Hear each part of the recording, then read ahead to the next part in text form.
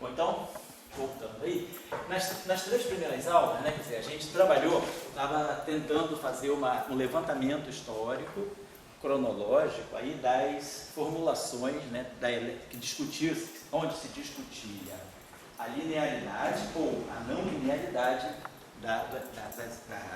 do eletromagnetismo, da teoria eletrodinâmica, né? E aí a gente fez um levantamento grande, falei, bom, o nosso marco vai ser 49, porque foi o ano que iniciou a QED na versão atual, e aí a partir daí essa discussão da não linearidade, da discussão do espalhamento fóton-fóton ganha uma outra perspectiva. Então a gente fez esse levantamento grande até 49. A gente vê lá com a Marita, vamos dar uma chegada lá, aumenta a turma aí. Não, já filmando aqui, tranquilo. Eu não vou me mexer muito, não. Você só não pode se mexer. Vou ficando por aqui. Vou deixar centrado aqui. Então tá, não me mexo muito não. Então, só para lembrar, então aí a gente, essa semana, esses últimos dias, né, eu venho trabalhando na versão 49 para cá. Então, já cheguei até 2017, fiz um levantamento, tem muita coisa. E aí acha que ainda não está completo, ainda vou tentar completar um pouquinho mais. Então, como essa primeira parte, que era a parte até 49, que era uma parte mais chata de achar, porque são papers antigos, publicados na década de 20, de 30, e tem paper que não está nem disponível de uma forma direta, a gente caça daqui, caça dali, eu consegui uns PDFs lá de Trieste, através do ICTP. Então eu fiz esse trabalho e a gente gastou um certo tempo fazendo isso aqui. Hoje eu não vou mais trazer o levantamento da literatura de 49 para cá, estou preparando o texto, e aí a gente eu vou mandar depois, quando tiver, eu vou agora redigir o texto em cima dos artigos encontrados, né? E aí a gente, quando tiver com todo o texto pronto, eu passo para vocês e coloco na página do curso, coloco na aula, numa das aulas do curso, a gente coloca essa lista geral, né, em que a gente estuda. Então a gente está fazendo esse levantamento e cobrindo até 2017, tá aí, né? Cobrindo até 2017. De 2017 a gente teve o paper lá do CERN, né, do espalhamento fóton-fóton no Atlas, e depois um outro paper também ligado a propriedades, né, do vácuo daquele. Bom, então é só para avisar vocês, né, comunicar que essa parte de levantamento da disciplina, das referências todas, eu vou preparar com mais detalhes para vocês, mas já estou acabando a preparação. Eu acredito que dentro de 2 semanas eu já devo ter o texto certo, que eu quero, ainda tenho certeza que eu vou achar mais coisas, sobretudo na década de 70, porque esse assunto ele bombou bastante, né, durante até a década de 40, depois na década de 50, década de 60 houve um pouco menos de ênfase, e na década de 70 o assunto volta de novo, por causa da teoria eletrofraca. E aí eu consegui muito paper da ex-União Soviética, né, dos russos, tem bastante coisa, mas agora eu levantei um paper mais recente, de uns italianos, e aí eu vi que eles chamam referências que eu ainda não tinha pegado, desculpa. Então eu vou acrescentar essas referências, e uma referência chama a outra, mas a série está convergindo, né? Está quase chegando lá, acho que a gente vai conseguir chegar em 2017 com a série somada. Quase que não dá para renormalizar. Muito bem. Então hoje eu queria trabalhar um primeiro cenário que pode ser interessante, que vai depender de um pouco como a gente interpreta, né, como a gente vai poder interpretar diante do modelo, o que é o fóton. É o cenário de fóton com mix. Então a ideia desse cenário de fóton com mix, né, nesse cenário de fóton com mix, a gente aborda 2 tipos, a gente aborda na verdade 3 tipos de situações. A situação é o mixing, é o fóton com mix envolvendo parafóton.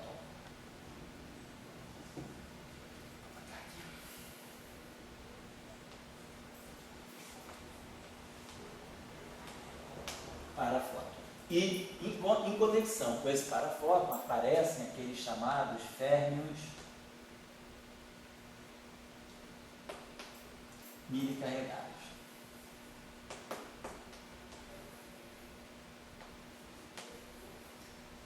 E uma outra situação em que há fóton com mix é o mixing do fóton, envolvendo áxion.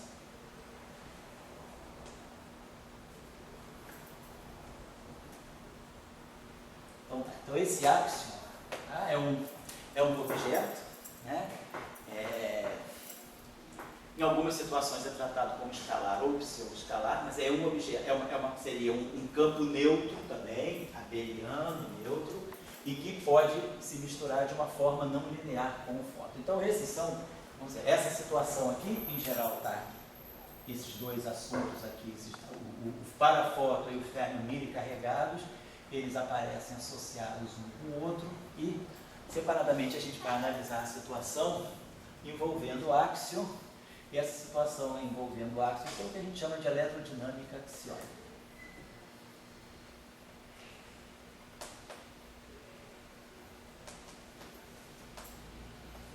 Então,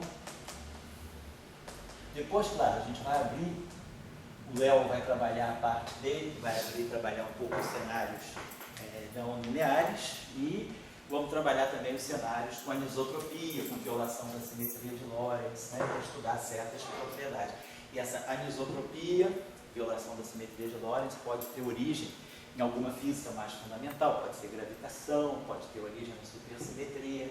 Então, esse primeiro cenário, e a ideia, quer dizer, o modelo que se faz desses fótons com Mix, é a gente trabalhar um modelo baseado em duas simetrias 1. Então, nós temos duas simetrias abelianas, esse aqui seria a ideia da simetria, a simetria fundamental do modelo, né? A simetria do modelo é esse 1 cross 1. Então, 1 vai ser, a gente vai associar o eletromagnético, e o outro 1, né, a uma outra simetria. Vamos fazer o seguinte, vamos chamar esse campo, o primeiro campo, o 1, de um campo x-mi. Chamar de x-mi. E o outro 1 vai ser uma simetria associada ao campo y. A gente vai ter dois tipos de duas simetrias, né, distintas, portanto, duas cargas conservadas e dois bósons de gauge, dois campos de gauge distintos associados a cada simetria. Então, vamos dizer o seguinte, a ideia é a gente. Depois nós vamos dizer, será que X pode ser o fóton? Será que eu vou poder interpretar o bóson x-mi? Quer dizer, aqui a gente vai estar associado um campo de gauge abeliano x-mi e aqui um campo de gauge abeliano y-mi. E depois nós vamos fazer as considerações. Será que pode ser o fóton? Como é que eu tenho que olhar o fóton nesse modelo? Será que o fóton vai ser interpretado como o próprio X ou o fóton vai ser uma combinação do X com Y?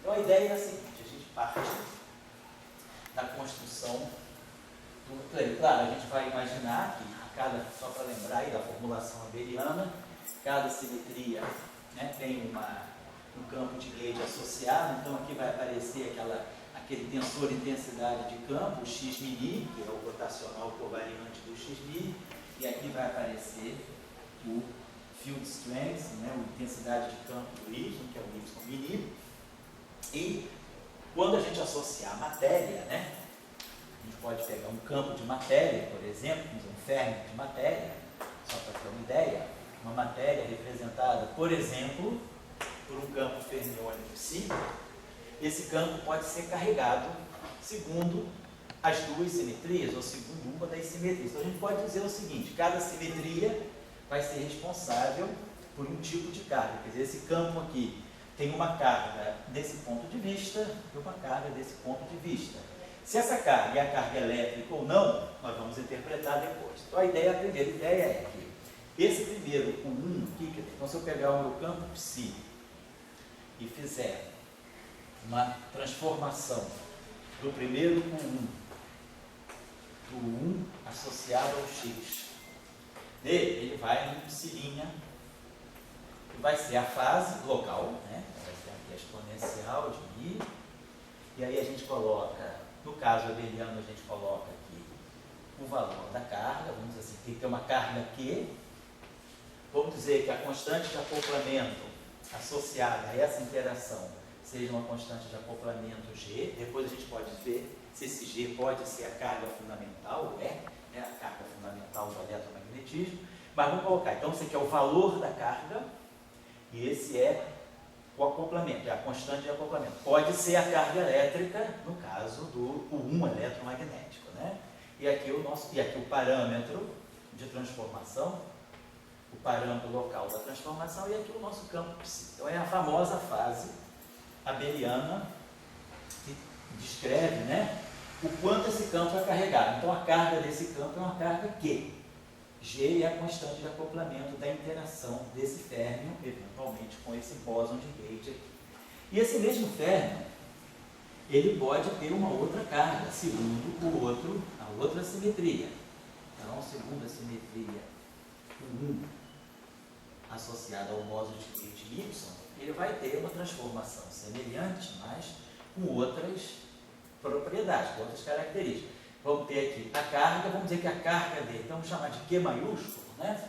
A carga, o valor da carga referente a esse 1. A constante de acoplamento aqui, vamos chamar de uma constante de acoplamento, que eu chamei de G, vamos chamar de uma constante de acoplamento F pequeno, que é a constante de acoplamento, e aqui é o parâmetro da transformação, e aqui o campo. Então nós estamos fazendo esse tipo de transformação, duas transformações abelianas, né? E aí, se esses campos são carregados segundo essas interações, a gente vai fazer o acoplamento mínimo, né, pelo procedimento usual da derivada covariante. Então, a gente vai associar uma derivada covariante aqui, que vai ser a derivada usual, e aí aqui a gente coloca mais I, a constante de acoplamento da interação, o valor da carga do campo, o campo de rede associado àquela interação e o psi.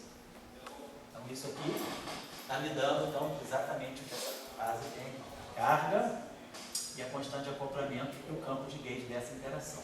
Que se esse campo também, a derivada covariante ela é única, né? Posso fazer uma derivada covariante embutindo todas as interações. Aí agora que eu vou colocar a constante de acoplamento da outra interação, a carga do campo segundo aquela outra interação, o bóson que faz a mediação da interação e o campo. Claro que se uma carga for zero, esse campo pode ser neutro.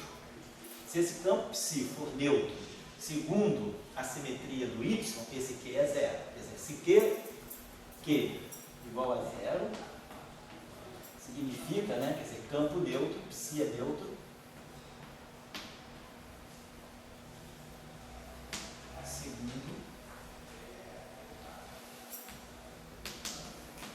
o 1x. E se o Q grande for zero,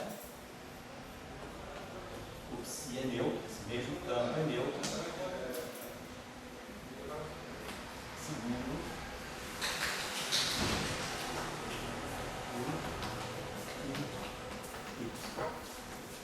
Tomou um tchauzinho aí? Não, obrigado, Pedro. Valeu. Resolvido? Já pode botar no ar? Pode botar no ar, já está no ar. Ah, já está no ar? Ah, então tá. Só que daí a Grazi vai ter que fazer depois. Tudo bem. A coisa dela é outra história. Quer dizer, então, é pelo professorglobal.com? .com.br. Então, tá. Então, para avisar quem está assistindo a aulas de longe aí dos outros estados, então, falar para o pessoal, esses fatos, acho que desde o feriado, né? Aqui no estado do Rio, você é gaúcho, né? Mas no estado do Rio foi feriado segunda-feira, que é o feriado de São Jorge, que é o santo padroeiro aqui do estado, né? Então, desde o feriado eu recebi muitos e-mails aí dizendo que o Futebol Global estava fora do ar. Então, agora, Dora, então o pessoal pode ter acesso, né? Então, o pessoal que está... Então, tchau para você, por gentileza. As aulas da semana passada agora. já pode atualizar, tá? Tá certo. As pessoas podem... Tá legal. E aí, Dória? Toca. Tá certo. Não, é só porque eu recebi tantos e-mails desesperados, porque tem gente que está fazendo esse curso para valer crédito lá. O pessoal lá, tem um pessoal que está em Belo Horizonte, está assistindo um grupo, né? Lá na UFMG, e aí, quer dizer, para eles defasar muito, é ruim, porque eles já reservaram o horário para assistir essas aulas na terça-feira à tarde. Aí fica o horário vazio, vai atrasando. Mas é o UFMG ou Juiz de Fora? Não, o FMG. O pessoal do Juiz de Fora não está no grupo inteiro, não. As pessoas estão fazendo isoladamente. Bom, então, só recapitulando aqui. Então, nós temos esses campos aqui, né, se transformando, esse campo psi que pode estar se transformando segundo essa simetria ou essa simetria em cargas não triviais. Se ele for neutro, então a carga é zero e aí aquele acoplamento não tem. Então, se ele é neutro, ele não se acopla ao x μ. Se ele é neutro aqui, ele não se acopla ao y μ. E se ele não é neutro em lugar nenhum, ele tem os dois acoplamentos. E aí, a gente sabe que a derivada covariante ela deve se transformar da mesma forma que o campo. Então nós temos aqui que o dmi psi transformado de gauge. Eu vou colocar essa notação aqui, colocando aqui esse x, significa que essa transformação é segundo o primeiro 1 do fator x, o primeiro fator 1. Então essa derivada aqui, ela vai ter que se transformar da mesma forma que o campo. Então aqui vai entrar I, Q, G, alfa, dmi psi. E aí é mais ou menos assim, intuitivo, né, que esse fator aqui seja o mesmo, porque o campo, o campo né, abeliano, né, nas formulações abelianas, os campos normalmente são reais. Se eles são reais, eles não têm carga. Então, quer dizer, quando o campo, na derivada covariante, quando eu formulo esse acoplamento do campo de gauge acoplado com o campo de matéria, esse tem carga. A carga dele aqui, está aqui, está declarada aqui. Mas esse é um campo neutro, porque ele é um campo real. Então, os campos de gauge abelianos, eles são neutros, eles não têm a carga daquela simetria. Então, a carga aqui é zero. Então, a carga total aqui continua sendo o quê? Então, é por isso que a derivada covariante, ela se transforma com a mesma carga. Porque essa derivada covariante, ela modifica o campo. Então, ela poderia introduzir uma carga aqui. Se esse campo tem carga Q e esse campo tem uma carga Q', a carga desse produto aqui seria Q mais Q', porque as exponenciais se somariam. Mas, como esse campo aqui é neutro, então a carga é neutro. Essa é a transformação do primeiro, só para o x. Depois não precisa fazer, por isso vai ser análogo. Mas aí, dessa transformação aqui, a gente pode ler. Quando eu fizer a transformação de gauge do primeiro 1 aqui, então esse do lado esquerdo vai dar para nós dmi psi' mais I, GQ, x' mi, tudo transformado. Psi', tudo transformado segundo o primeiro 1. E aqui mais I, F, essa transformação aqui é mais IFQ, YI, e aqui o psi'. Agora, lembrando que eu estou fazendo uma transformação de gauge do primeiro fator abeliano. Então, esse campo não se transforma. Esse campo aqui, Y, é o campo de gauge do segundo fator abeliano. Então, ele não sente a transformação do primeiro fator abeliano. Esse campo aqui sente, porque esse campo aqui é comum a tudo, então ele sente a transformação. Mas esse campo aqui não, ele é o campo de gauge do segundo fator. Como eu estou fazendo uma transformação de gauge só do primeiro fator abeliano, só da primeira simetria, então o Y fica inerte, ele não tem nada a ver. E aí isso aqui, claro, vai ter que ser igual a exponencial de I, G, alfa, dmi psi. Aí dmi psi é dmi psi mais I, G, G, x mi psi mais I, F, G, y, I, psi. Então essa aqui, então estou só lendo as cegas, né? Essa transformação. Lembrando que essa transformação aqui é a transformação do primeiro fator. Então esse campo de gauge aqui muda. Esse dmi' significa que ele tem que transformar todos os campos que estão aqui, menos esse. Porque esse campo, ele é o campo da segunda simetria. Então ele não percebe essa primeira simetria. Então os psis aqui são todos linha, campos de linha. E aqui o fator global, fator de fase, né? E aqui a derivada covariante antes da transformação. E isso aqui é que vai dar para a gente, né, a transformação. Bom, o que sai daqui? Vou botar aqui.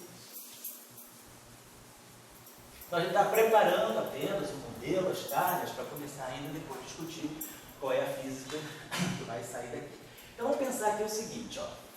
Esse psi' aqui, eu vou poder escrever por aquela transformação. Então essa derivada vai estar atuando nisso tudo aqui. Então, quando essa derivada aqui atuar em todo esse termo aqui, ela vai derivar a exponencial e depois vai derivar o psi. Então, vamos dizer, o primeiro termo da derivada vai ser a derivada dessa exponencial. Então, vai sair para nós I, G, Q, aí a derivada devido alfa, vezes a própria exponencial,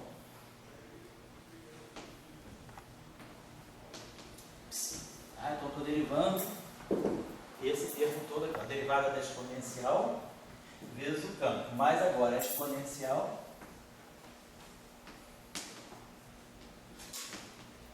vezes a derivada do campo.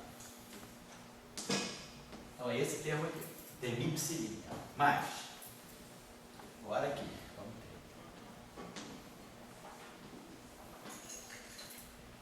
Aí aqui o campo transformado, e aqui o nosso psilínea, que é exponencial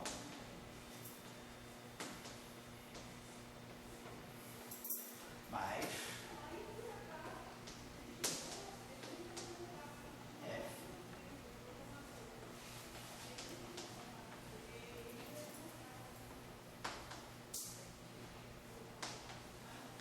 Então, esse é o lado esquerdo, certo? Estou só substituindo os psilinhas ou fazendo a derivada onde foi necessário fazer. Agora, no lado direito, ele se replica.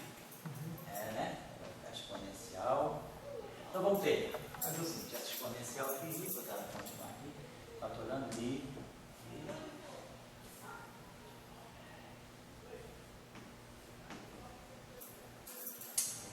Psi.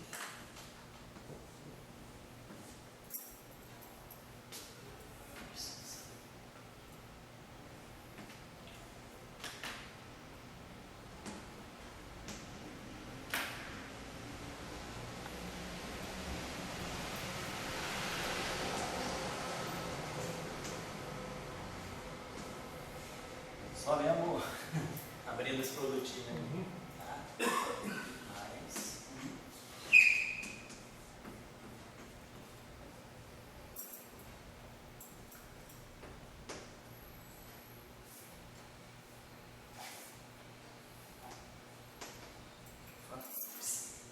Bom, aí a gente vê que tem vários cancelamentos aí. Por exemplo, esse termo aqui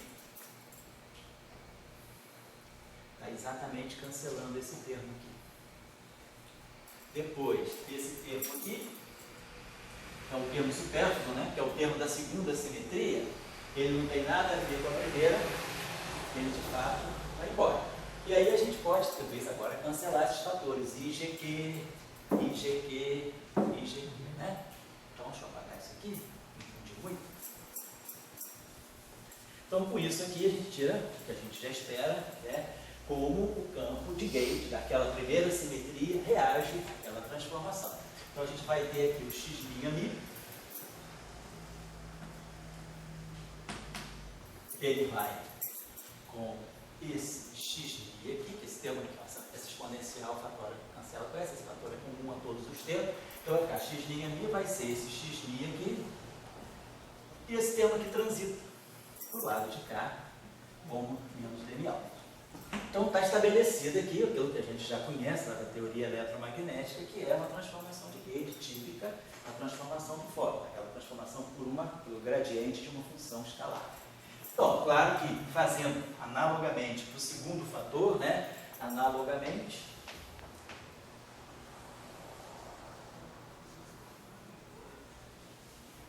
para o segundo fator abeliano, quer dizer, no segundo fator abeliano, quem não vai se transformar vai ser o x. Então, eu vou, na derivada por variante transformada, eu vou colocar um y', deixando o x inerte. Então, analogamente para o segundo fator abeliano, né, chega-se a transformação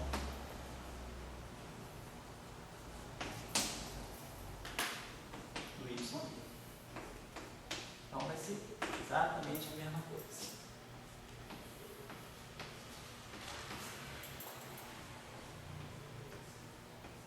Eu chamei o parâmetro de beta, não foi? Beta de x.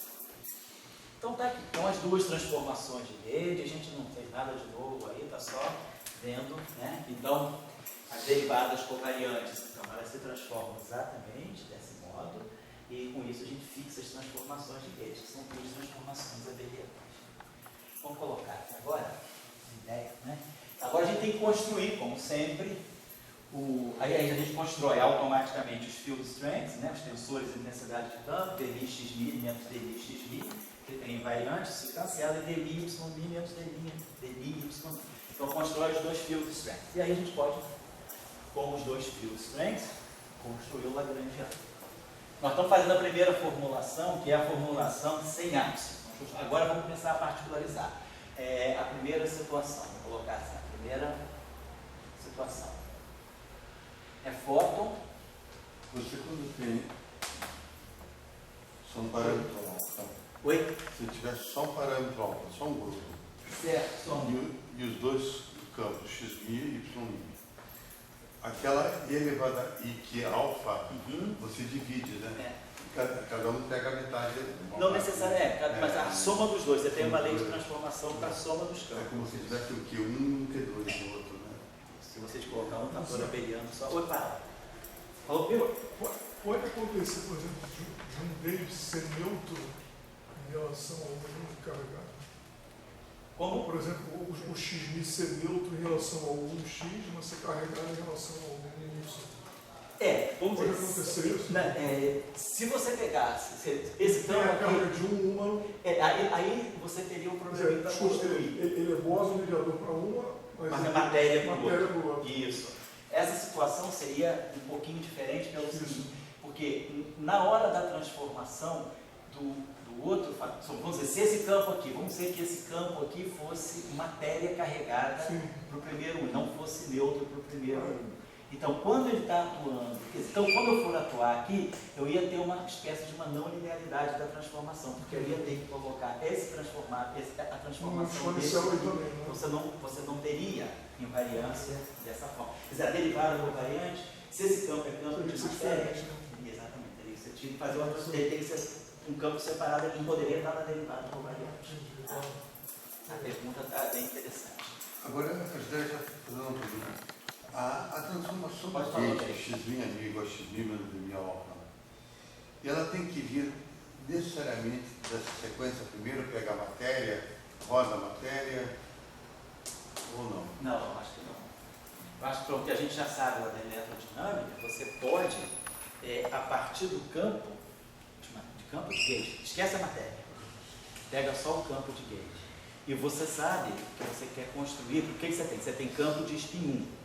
Então vamos dizer, esquece a matéria, não tem matéria. Vamos dizer que eu começasse, eu tenho um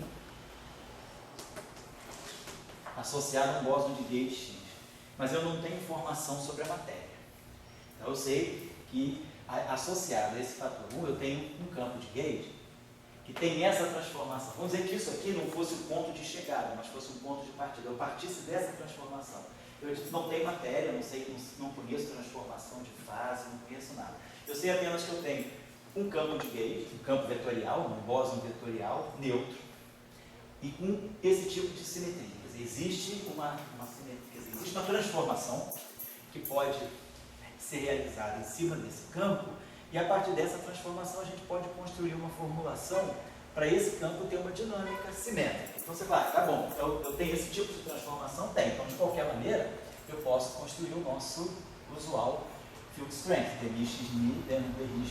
Então, construo isso aqui, beleza. Esse P é invariante sobre aquela transformação? Sim. E aí eu posso propor, né, uma densidade. Eu posso propor o seguinte, esse campo aqui carrega tanto o spin 1, do ponto de vista da relatividade especial, ele tem duas componentes no espaço-tempo. Tem a componente x0 e tem a componente espacial xy, que é a componente vetorial, na formulação relativista, né?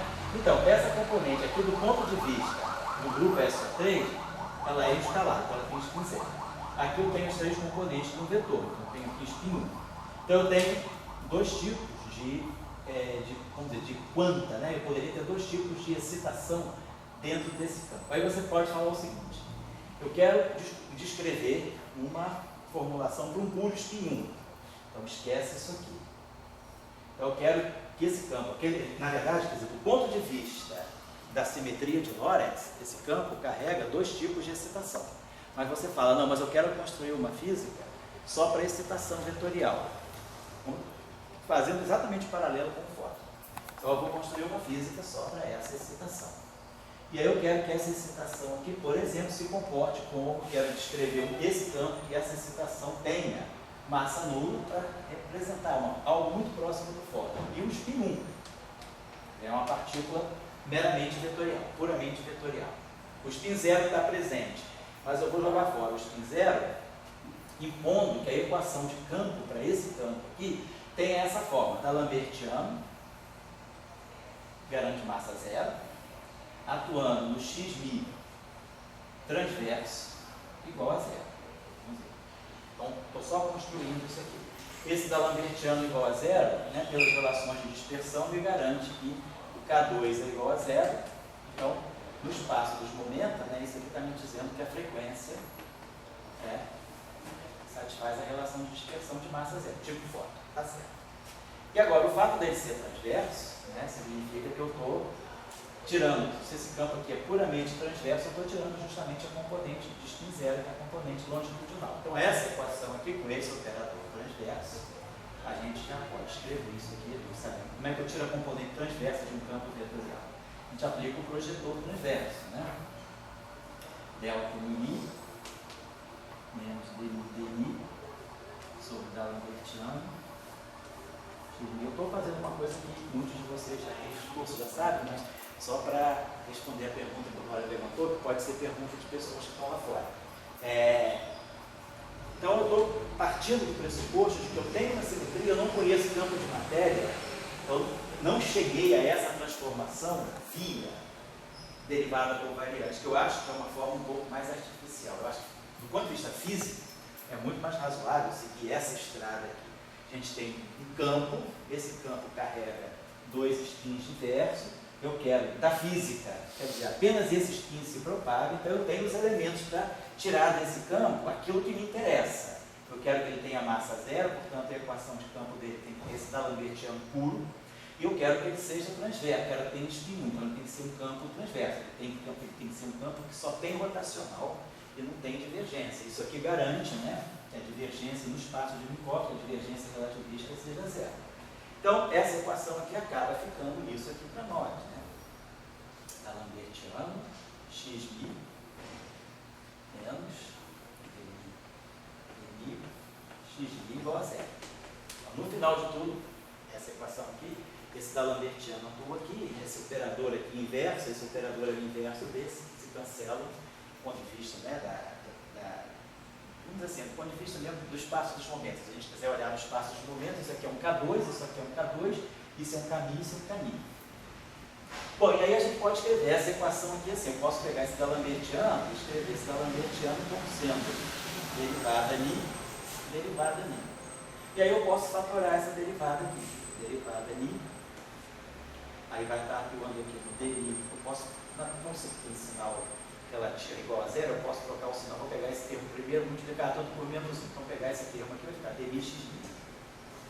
Vou deixar esse aqui, dmi x-μ, e aí pegando esse termo aqui, botei, fatorei esse dmi, então vai ficar dmi x-μ igual a zero.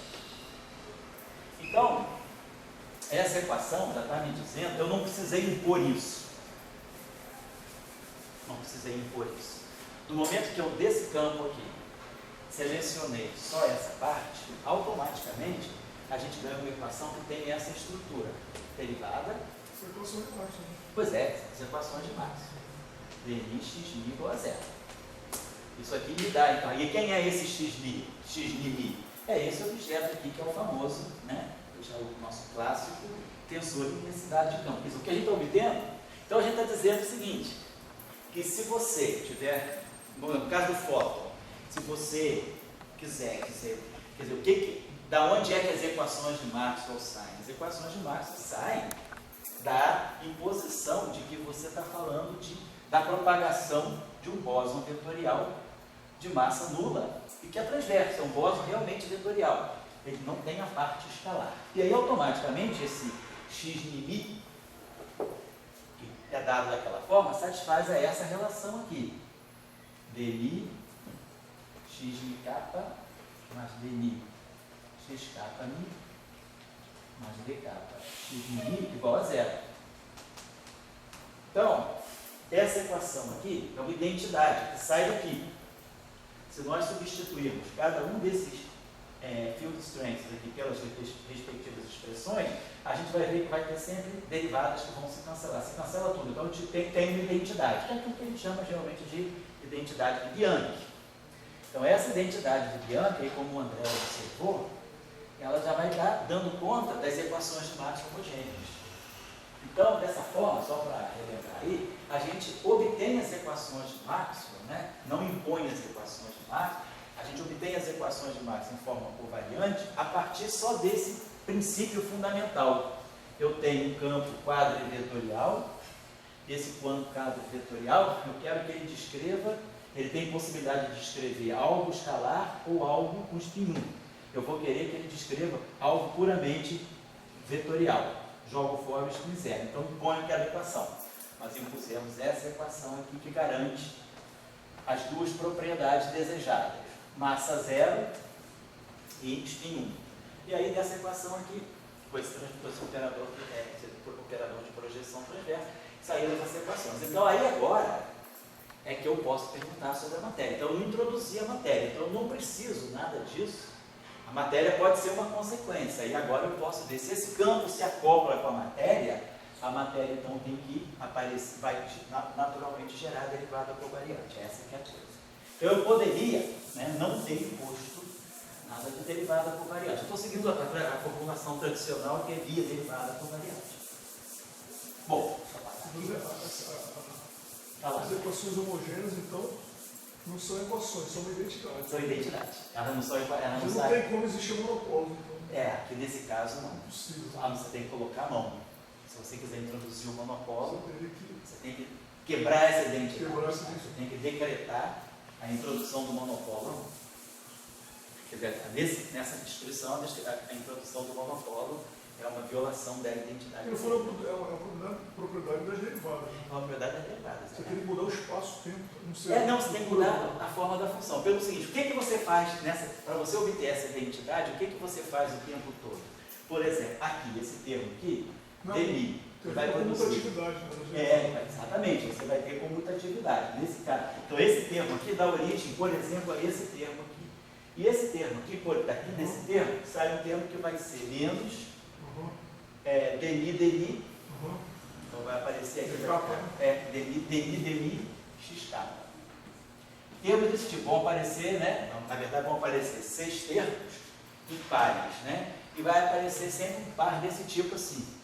O comutador da derivada demi atuando no campo. E aí a premissa que a gente tem aqui, qual é a condição para esse comutador não ser zero? É que essa função aqui, ela não seja infinitamente diferenciada. Mais ainda, essa função aqui, ela não pode ter derivadas segundas contínuas, ela não pode ser de classe C2. Então, se você tiver um campo vetorial que não tem derivadas segundas contínuas, então essa comutatividade aqui deixa de ser zero, isso aqui deixa de ser zero. Que é o que Dirac faz para introduzir a cordinha e o monopólio. Ele, então, parte do pressuposto de que existe uma singularidade a mais na eletrodinâmica. Não é só a singularidade do campo em cima da carga.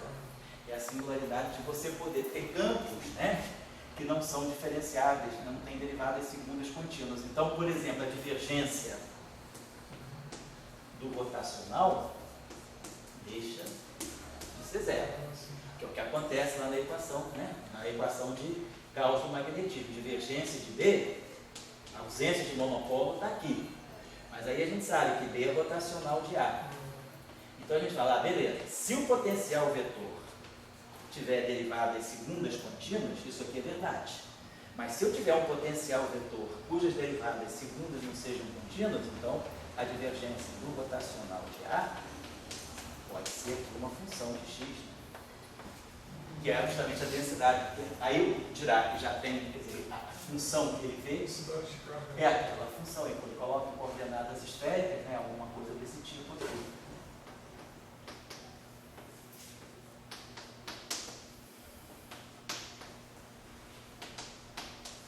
Ele mostra que esse potencial é um potencial que ele não diverge só na origem.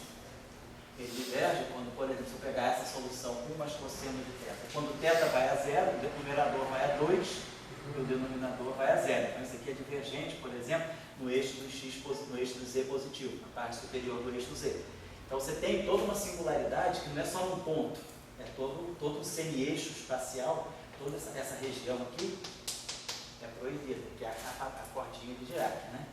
Então, por quê? Mas aí, André, o que está em jogo na quebra dessa identidade é vamos dizer assim, a estrutura diferenciável do teu campo. O teu campo não é uma função de classe C2.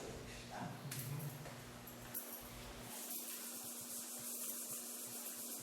Bom, então, tendo assim, ilustrado, né? Não respondi completamente, porque teria uma segunda parte, que era a introdução da matéria, mas só para ilustrar a pergunta que o Cláudio fez, que é a gente pode construir tudo sem precisar ser introduzido o campo de matéria. A matéria pode vir depois, a matéria é secundária, né? Nessa formulação, quem é prioritário, né? Quem é primordial, é o próprio bóson de Gauge. Bom, vamos lá. Então, a gente vai estar trabalhando nessa primeira situação, o mixing do fóton com parafóton, no caso. Então, não está claro ainda quem é fóton, quem é parafóton, não tem nada claro ainda. A gente está colocando os campos, né, construindo as simetrias, depois é que nós vamos passar para a interpretação. Então, a proposta de um lagrangiano é essa aqui. O clássico lagrangiano é tipo Maxwell para o x. Então, para o primeiro fator abeliano, x mini, x mini. Depois, o mesmo fator abeliano para o y, menos um quarto y mini, y mini. Agora, a simetria de Gauge me permite, não é impeditivo do ponto de vista da simetria de Gauge, que eu tenha um termo misto do x com y. Eu posso criar aqui um termo que seja menos 1/2, por exemplo, o fator é completamente arbitrário, boto aqui um parâmetro aqui e poderia colocar aqui x mini, y mini. Tudo aqui é perfeitamente invariante de Gauge. Seria uma postura, vamos dizer assim, mais conservadora, não introduzir o parâmetro aqui, dizer, tem um aqui, outro um desacoplado, mas agora não, estou introduzindo esse mix. As duas simetrias, elas estão se misturando nesse termo cinético.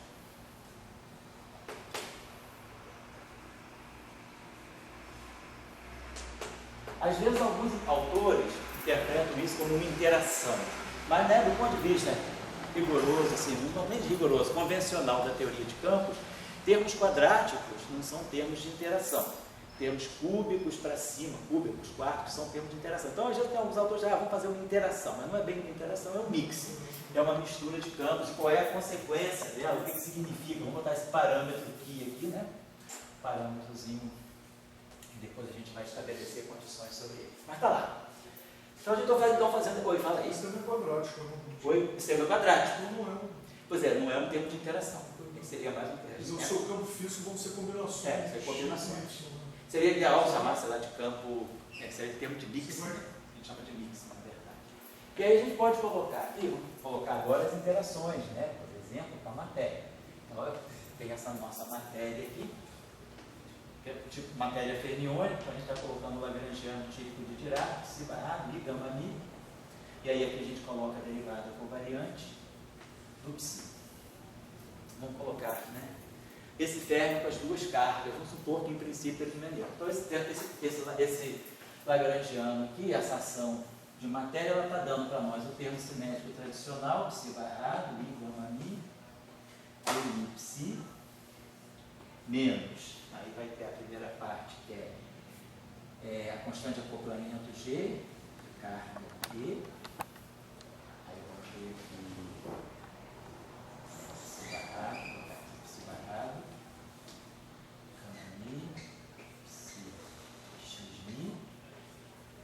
depois aqui a constante de acoplamento F, a carga aqui, psi barrado, gama mi, psi, y.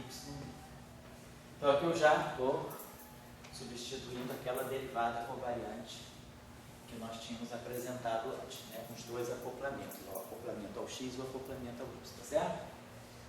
Bom, aqui é o termo cinético e aqui os termos de acoplamento. Vamos dar uma olhada. E aqui, vamos fazer a seguinte, em princípio esse termo aqui, vou acrescentar um termo aqui, antes ainda do termo de matéria. Vamos dizer o seguinte, desses dois campos, uma assimetria, vamos dizer, uma das simetrias pode ser quebrada por um termo de massa tipo proca. Então, vamos colocar aqui o termo que seja 1/2, fator de massa, M2, YI. Vamos dizer que eu tivesse introduzido esse termo aqui, antes desse termo aqui, que eu venho para cá. Tá? Então, estou no setor de bósons vetoriais, eu estou introduzindo um termo explícito, um termo de quebra, termo tipo massa, né? E Troca, né? tipo proca. Tipo massa, proca. Né? Então ele quebra a simetria o Y aqui. Quebra. O segundo fator abeliano, que é o fator do Y. Só colocar isso aqui. Então, isso é uma escolha. Por quê? A gente está construindo um modelo. A gente poderia colocar um termo de massa, mas a gente pensa bem, a gente quer ter, no final do dia, a gente quer ter uma interpretação de fóton. Então, a pergunta é, se eu colocasse um termo semelhante para o X também, né? Digamos, se eu colocasse um termo, vou até colocar, depois a gente vai ver que ele pode ser, se a gente tivesse colocado, aqui, vou até colocar aqui, parênteses, um termo assim, um meio, do mi ao quadrado, x mi, por exemplo. Então a gente vai ver que um termo desse tipo, que se a gente está querendo propor um modelo que no final nos dê alguma coisa que eu possa interpretar como fóton, esse objeto tem que ter massa nula. Então, se eu introduzo esse termo aqui para o y e esse termo aqui para o x, claro, nada está me dizendo aqui, basta eu introduzir esse termo aqui, nada está me dizendo. Agora, como eu tenho esse mixing entre x e y, eu não sei mais exatamente de quem é aquela massa. Por quê? Porque esse termo aqui existe. Se esse termo aqui não existisse, o y com esse y não se comunicaria com esse x. Mas agora, esse termo aqui faz a comunicação.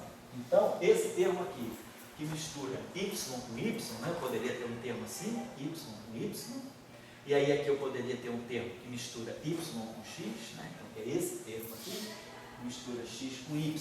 Então, eu agora, quando esse campo aqui pode de novo se transformar em y. Então, eu poderia ter alguma coisa, quer dizer, esse termo aqui, ele não está me dizendo exatamente se essa massa é a massa só do y, por causa daquele mixing ali. Então, eu vou fazer o seguinte, vamos colocar aqui essa massa, por enquanto, podemos dizer, mas por que só vai quebrar uma simetria? Por quê? Vamos pensar também motivados. Se eu quero ter o fóton, ele está associado, se ele tem massa zero, né? A gente está associando o fóton a uma simetria muito pesada. O eletromagnetismo, ele tem a simetria de calibre dele que é preservada. Então, eu estaria quebrando esse fator abeliano, mas estaria quebrando também o primeiro fator abeliano. Então, no final do dia, não sobraria nenhum fator abeliano exato para contar a história. Então, o fóton estaria desaparecendo fatalmente. Eu não teria, eu estou quebrando os dois. Então, eu tenho que escolher. Vamos dizer que quebre um. Poderia ser o X também. No final, a gente vai ver o que a gente pode interpretar como um fóton. O que eu não posso é introduzir esse termo tipo proca simultaneamente para as duas simetrias. Eu estaria violando, desde o ponto de partida, eu estaria violando as duas simetrias. E aí não sobraria nenhuma simetria. O vamos dizer assim, de uma certa maneira, garantia a presença do fóton. O fato de eu ter quebrado a simetria por y, por esse termo aqui, então, a minha simetria original, que é essa simetria aqui, ela teve essa simetria violada por esse termo aqui. Mas essa simetria está guardada. Então, isso me garante que lá no final, a gente tem chance de recuperar um fóton, porque tem uma simetria 1 preservada. Está claro o conceito? Então, essa é a ideia do modelinho. Por isso que nós não introduzimos duas massas tipo próton, uma para cada simetria. Quer dizer, o exemplo dos dois é o fóton. Então exatamente. O fóton tem que estar escondido aqui. Como você já tinha até observado, tem uma mistura de x com y. Então o fóton pode ser uma mistura dos dois. É o fóton. Exatamente. Tá certo? Claro. Léo, você conhece bem. Se tiver alguma coisa que você queira acrescentar. você pode acrescentar, tá bom? Não apresentei para vocês, temos um colega hoje aqui, visitante é Otávio? Ângelo veio do Rio Grande do Sul, ele veio para o encontro do Mário Novelo sobre a discussão sobre o princípio de marca, não é isso? Que vai ter amanhã, até se vocês se interessarem, tem ao longo do dia, né? É porque eu tenho uma tese, amanhã eu estou com o dia muito atarefado, mas eu já até escrevi para o Novelo, que eu já tinha divulgado para o pessoal, vai ter palestras interessantes, né? Então, se alguém se interessar, vai ser lá no auditório que está de trás, né?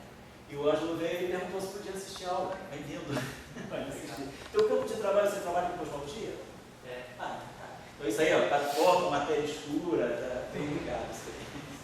Então tá legal. Então, o Léo é pós-doc aqui, o André já fez doutorado aqui há muito tempo, é professor da UFRJ, né? Trabalha com ensino de física também, pesquisa em física, e o Marcelo está fazendo doutorado, as duas de fora, fazendo doutorado.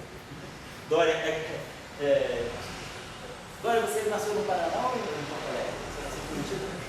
Nasceu no Rio, mas você virou em Porto Alegre. Você passou um papel da tua vida no Rio Grande. Passou um período, né? Mas depois você fez a universidade. Foi um sotaque, né? Agora está tendo um sotaque meio sulista. Você é de Porto Alegre, bem onde do interior? Não, eu sou do Paraná. Você é do Paraná. De que cidade? Toledo. Toledo. Mas você foi só para o Rio Grande do Sul só para estudar? Isso. Entendi. Tá certo. E o Tchau, que é nosso colega peruano, fez o mestrado aqui, agora daqui a pouco vai voltar para o doutorado, né, Tchau? E é o responsável aí pela filmagem dos cursos, ele que disponibiliza para todo mundo aí, socializa os cursos, né, Tchau? Então vamos lá, voltando à discussão. Então, a gente quer manter de segredinho uma simetria na manga, para no final do dia tirar essa simetria e dizer, ó, ela está me dando foco. Tá? Então, muito bem, como é que eu posso proceder aqui? A gente tem duas formas de proceder aqui. Eu tenho esse termo aqui, que é o termo simétrico, que é um termo misto, então a gente pode proceder.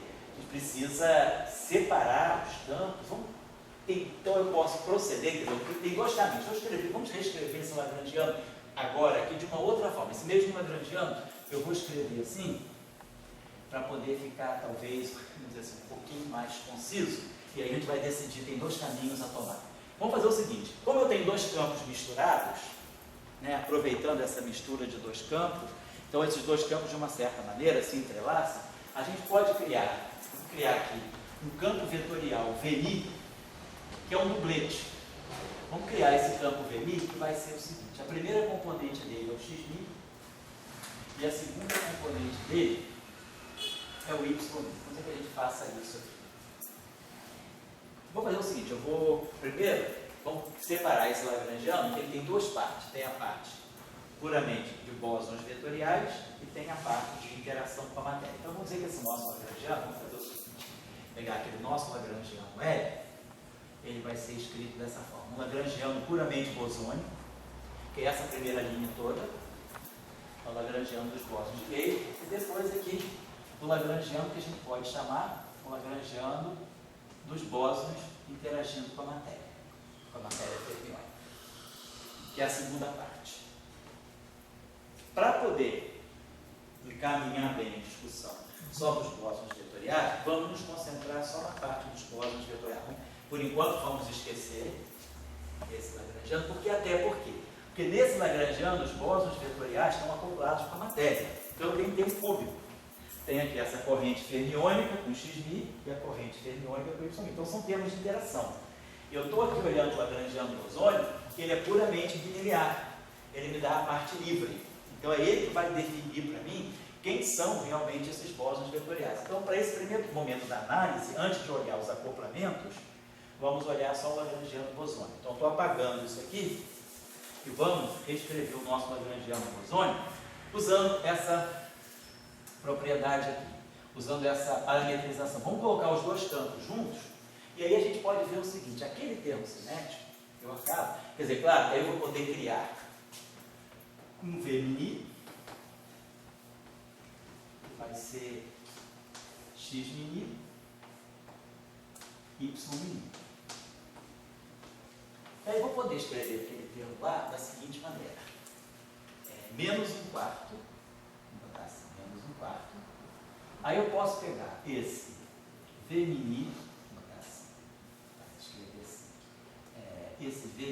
Esse VMini agora é um vetor duas componentes, onde cada componente é um field strength. Então eu posso escrever esse objeto dessa forma assim. V opa, tudo isso aqui transposto vezes o V'. Se eu transpuser esse objeto aqui, ele vai ficar x' aqui, y' aqui. E aí quando eu multiplicar pelo V' embaixo, ele vai ficar x' aqui, y' aqui. Então eu consigo recuperar os termos quadrados, mas falta o termo mix. Então a gente pode colocar aqui uma matriz que vai colocar aqui assim. Então aqui vai ter 1, aqui a gente vai ter o que, aqui a gente vai ter o que, aqui a gente vai ter o 1 e aqui o V'. Vamos ver que isso aqui funciona. Então o que eu tenho aqui? Desse primeiro termo aqui, eu teria x', y'. Aí tem essa matriz aqui, aqui 1, e aí aqui eu tenho x', y'. Então quando eu efetuar esse produto aqui, essa matriz atuando aqui, só esse primeiro pedacinho aqui, ele vai dar para nós x' mais que y'. E depois, essa matriz aqui atuando aqui, depois agora, que x' mais y'. Então, essa matriz, 2×2, atuando nesse vetor coluna, está me dando esse vetor coluna. E agora, esse vetor coluna vai estar multiplicando esse vetorinho. Então, vai produzir x', com aquele fator menos 1/4. X' que é y', com fator menos 1/4. Mas depois eu vou ter y', x' que com fator menos 1/4. Menos 1/4, menos 1/4, ele produz esse menos 1/2. E depois eu tenho diagonal no y. Y'. Então, essa forma aqui resolve aquele probleminha, quer dizer, resolve aqueles três termos separados. A gente coloca isso aqui em forma matricial, okay? E aí a gente está reproduzindo aquela primeira parte. Agora, é claro, tem a matriz de massa. E aí a gente pode escrever esse termo aqui como sendo mais o meio. E aí, de novo, eu posso colocar assim, V' transposto, e aí aqui a gente vai ter, é o y que eu coloquei, né? Então aqui a gente vai ter 0, 0, 0, m², m2, e aqui V'. Quer dizer, esse termo aqui vai me dar exatamente um meio de y'. Então tá aqui. Então a gente está vendo que a gente tem um lagrangiano cinético que mistura, né, os dois bósons. Aqui o termo de mix. Aqui não, o termo de massa é perfeitamente diagonal. Deixa M2 aqui, mas esse termo aqui diagonal é mix. Então a gente precisa se livrar disso. A gente precisa, quer dizer, é um problema de álgebra linear. Eu tenho uma forma bilinear e eu preciso reduzir essa forma bilinear a uma forma diagonal, para poder separar o efeito de um campo do efeito do outro. A gente pode redefinir campos. Esse termo aqui já está diagonalizado, e aí a gente pode fazer o exercício de diagonalizar essa matriz aqui. Vamos só apagar aqui um instantinho. Então, é claro, a primeira coisa que a gente pode observar é que aquela matriz que está no termo cinético, ela tem que ter uma propriedade bem definida. Pelo seguinte, eu quero, né, quando a gente já sabe, que o termo cinético, o que a gente espera de um termo cinético é que ele dê uma contribuição positiva para a energia do sistema. A gente imagina um sistema livre, sem interação, estou só considerando o lagrangiano bosônico livre. Eu espero que esse lagrangiano bosônico livre seja um lagrangiano que tenha positividade. Então, vamos olhar para essa matriz aqui. Essa matriz aqui tem determinante igual a 1 menos π ao quadrado. Determinante dessa matriz, quer dizer, vou chamar essa matriz aqui, como ela está no termo cinético, vamos chamar essa matriz aqui, só para ficar carregando toda hora essa matriz, vamos chamar essa matriz aqui de kappa maiúsculo. A gente tem duas matrizes desse problema, a matriz kappa, que é a matriz cinética, e a matriz, que eu vou chamar essa matriz aqui, que é a matriz aqui é a matriz kappa. E essa matriz aqui vamos chamar, como ela é uma matriz de massa, vamos chamar ela de matriz assim, m². Essa matriz M2 é 0, 0, N2. Deixa eu ver que seja isso aqui. Isso que não é um quadrado de uma matriz, não, estou só denominando, é uma matriz M2, podia chamar de M, não importa. Então, essa matriz aqui. Então, eu tenho essa matriz cinética e essa matriz aqui. Se a gente olhar a matriz cinética, o determinante dela é 1 menos Qi ao quadrado. Então, esse Qi, se ele tiver módulo maior que 1, esse determinante é negativo. Se o Qi tiver módulo menor que 1, o determinante é positivo. Se o Qi for igual a 1, ou mais ou menos 1, o determinante é 0, né, marca uma singularidade. Vamos olhar a diagonalização dessa matriz. Quem são os autovalores de K?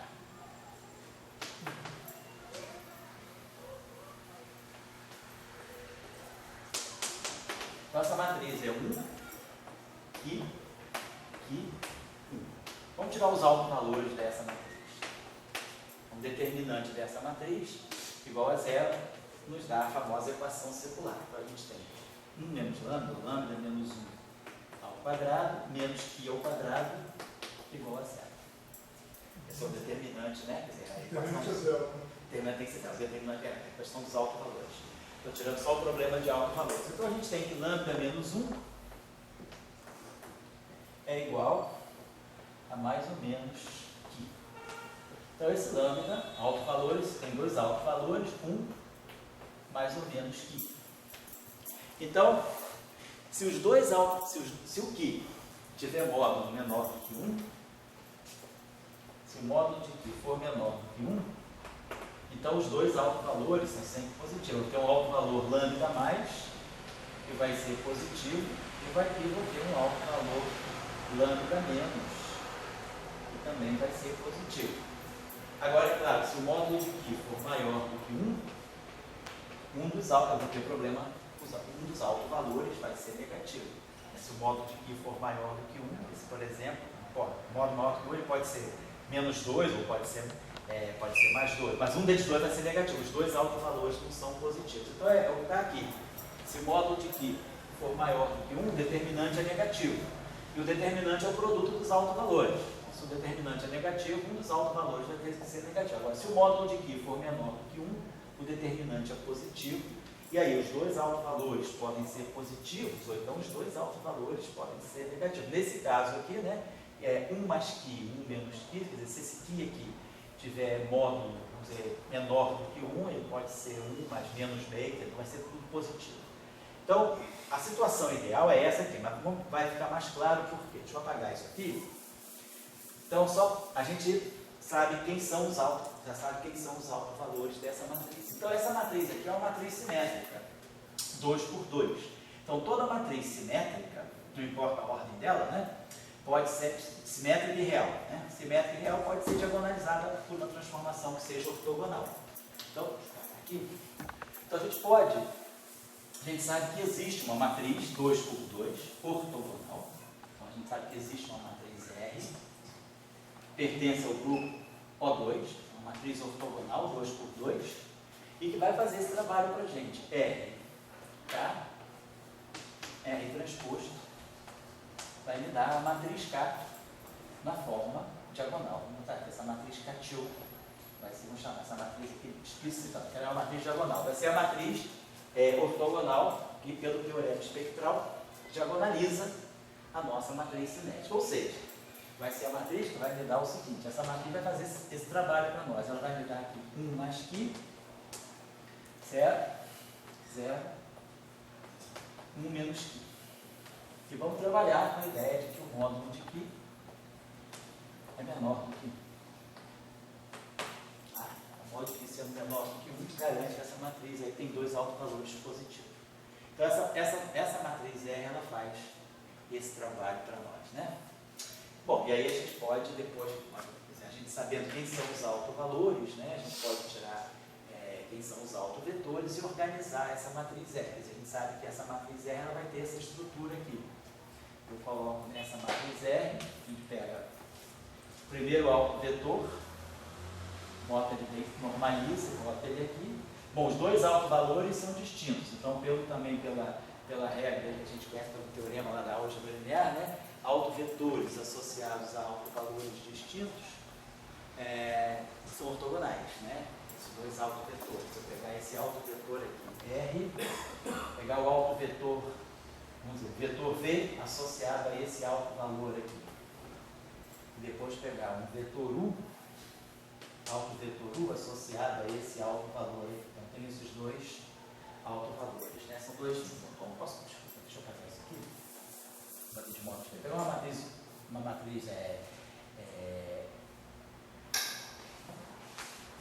matriz K. Pegar uma matriz simétrica qualquer, uma matriz K, é uma matriz O que é simétrica. menor que 1? Oi? O que é menor que 1? Modo que é menor do que 1 para poder garantir a positividade. A gente queria garantir a positividade do determinante dos autovalores, quer dizer, ou os dois autovalores, quer dizer, com módulo de Q menor do que 1, a gente pode até tomar. Os dois autovalores são positivos. Isso, são dois positivos. Você Se pode fosse tomar. maior. Oi?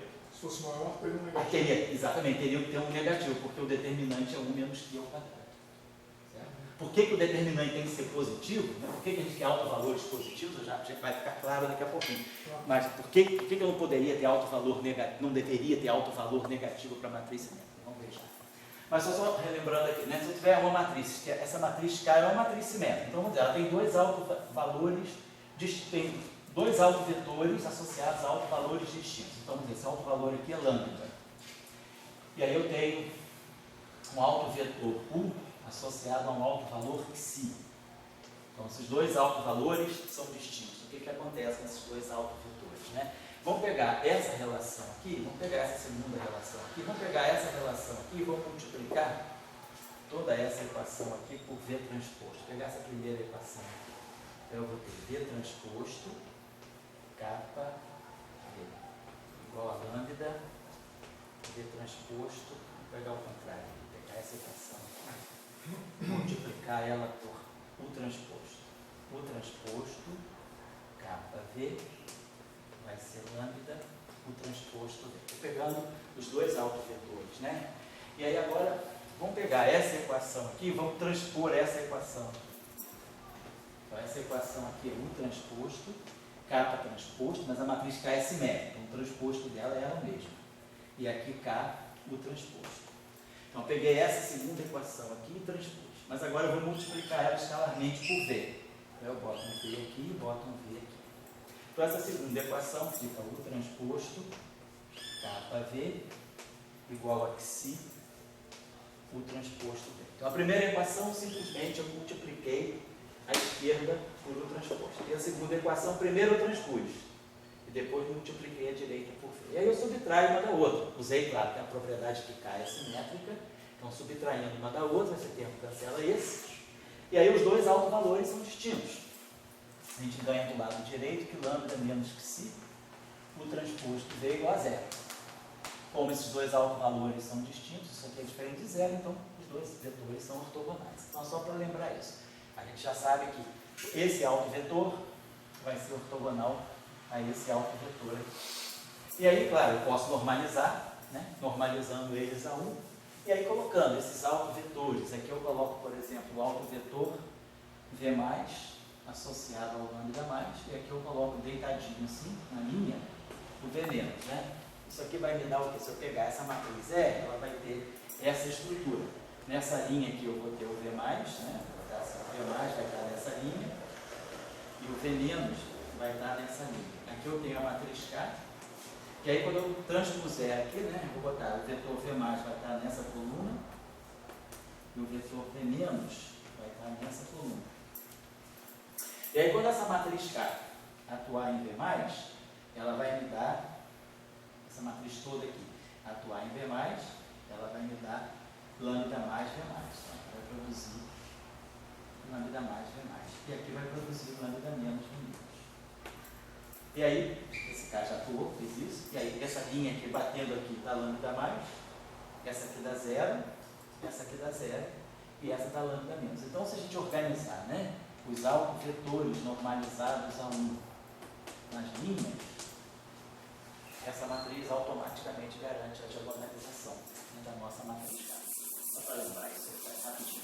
Então, a gente pode fazer isso, né, pode tirar, não precisa fazer agora, a gente pode. Se alguém quiser, associa então. Tirar o autofator, vamos pegar, tirar o autovetor V associado a 1 mais Q, Claro, esse autovetor V tá, vai ser uma combinação do x, né, com o y. E tirar o autovetor U associado a 1 menos t. E aí normaliza, e aí a gente constrói a nossa matriz R. Nossa matriz R vai ser esse autovetor aqui, V, normalizado, e esse autovetor U aqui, normalizado. Daí a gente sabe que essa matriz, batendo no K, ela vai diagonalizar. Então a gente pode aproveitar isso, eu só queria chamar a atenção disso, por causa disso aqui. Vamos pegar esse Lagrangiano bosônico aqui, vamos fazer essa transformação aqui no Lagrangiano. Então o nosso Lagrangiano bosônico, ele dá assim, menos um quarto,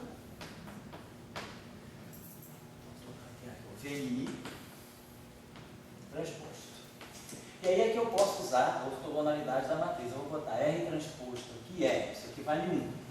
A matriz que faz a diagonalização é uma matriz ortogonal. Então eu botei a identidade aqui. Aí aqui eu tenho a matriz Q, a matriz de K. E aí aqui à direita de cá eu vou fazer a mesma coisa. Eu vou colocar R transposto aqui e R aqui. E isso tudo aqui atuando em feminino.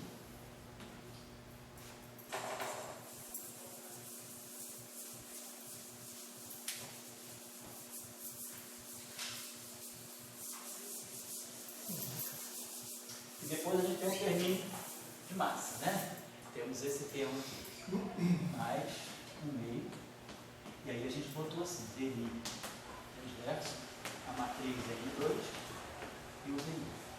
Tudo isso que a gente está fazendo, essas transformações assim, escalonadas assim, é para a gente poder chegar ao Lagrangiano que tem uma forma diagonal. Desacoplar os dois campos que estão misturados. Então eu fiz isso, aqui botei a identidade, agora eu sei que esse termo aqui está me dando o K na forma diagonal. K diagonal. Então, de uma certa maneira, a gente diagonalizou o termo cinético. E aí a gente pode fazer o seguinte, essa matriz R aqui, que eu construí, não sei quem é, está aqui, atuando no VI, eu vou redefinir o meu campo. Eu vou dizer que isso aqui é um campo WI. Então, o que eu estou fazendo é... Por quê? Por que isso é conveniente? Porque se eu redefinir essa matriz desse modo, quer dizer, esse vetor desse modo, quer dizer, quando essa matriz sobrou aqui, bater aqui nesse VMI, quer dizer, o VMI não importa, bater no VMI é a mesma coisa que bater no VMI, porque VMI é DNI, menos DNI. Então, quer dizer, na verdade, a matriz está batendo no vetor, não está batendo na derivada, que a derivada é um número frente a essa matriz. É um operador, né, unidimensional. E aqui também, né? Então, isso aqui vai virar para mim o WMI. WMI. E isso aqui vai ser para nós o WMI transposto. Então, isso está me levando, esse Lagrangiano, a uma forma diagonal.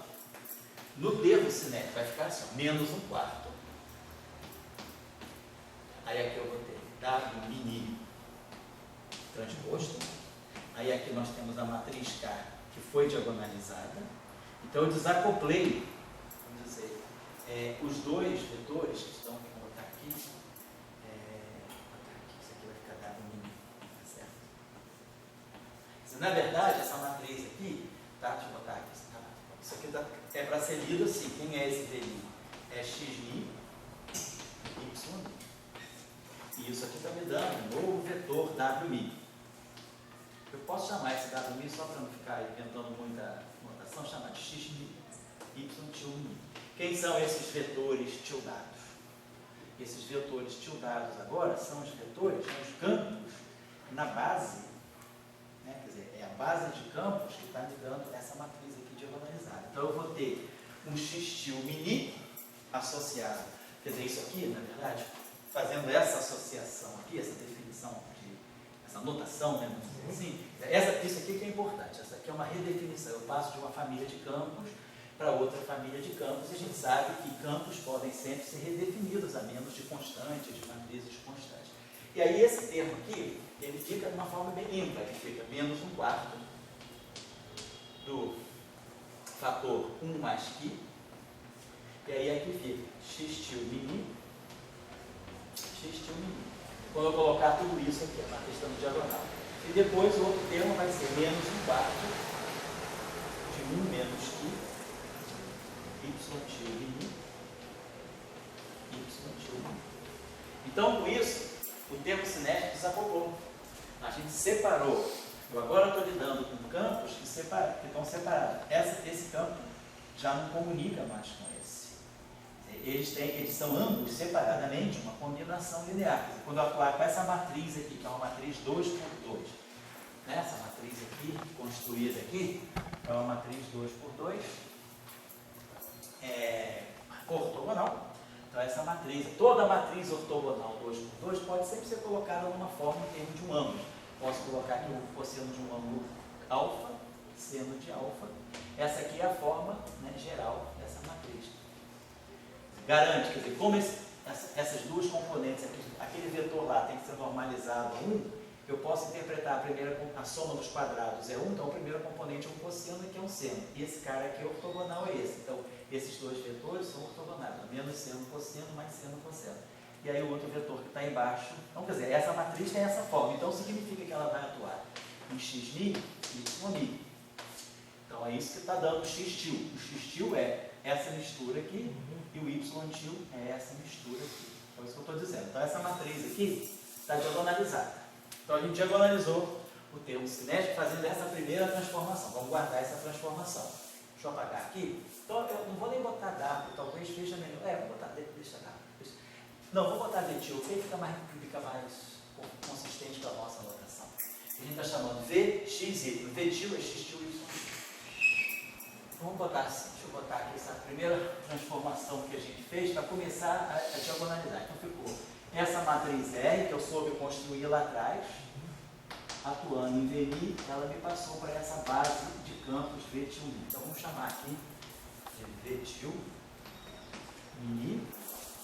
E aqui, VTIL mini. Então, esse termo aqui é um termo que ficou perfeitamente diagonal, mas no meio. Só que esse cara é V. Eu preciso agora escrever tudo em função de VTIL. Essa matriz é ortogonal, então o transposto dela é o inverso dela. Então eu posso inverter essa equação colocando assim, VMI igual a R transposto VTIL. Certo? A relação, a inversa de uma matriz ortogonal é a sua transposta. Eu inverti aquela relação e jogo aqui. Vou substituir VMI por isso aqui. Então, quando eu pegar o VMI transposto, esse termo aqui vai ficar VTIL Mi transposto. Aí essa matriz R vem